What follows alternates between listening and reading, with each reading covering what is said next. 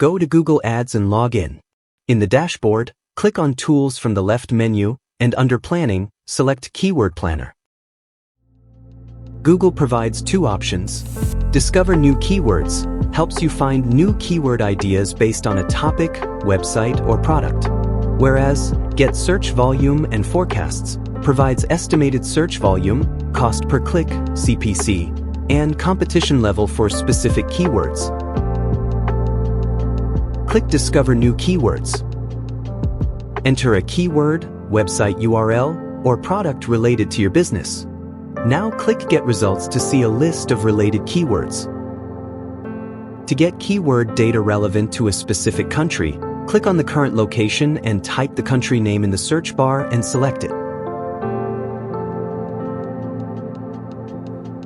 Now all keyword suggestions and data will be based on searches from that country.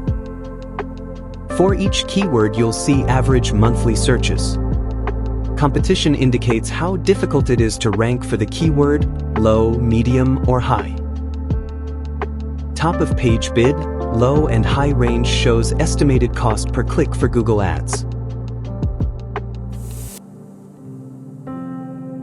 Google Keyword Planner also offers a Refine Keywords tool to help filter and segment keywords based on specific attributes. You will see keyword categories based on brand names, product type, specific features, and service variations. You can click on a category to include or exclude certain keyword variations. Once you've selected relevant keywords, you can copy them for use in your campaign or SEO strategy. Check the boxes next to the keywords. You can either save keywords to a plan, or can copy them and paste the copied keywords in Google Docs, Excel, Notepad, or any other text editor.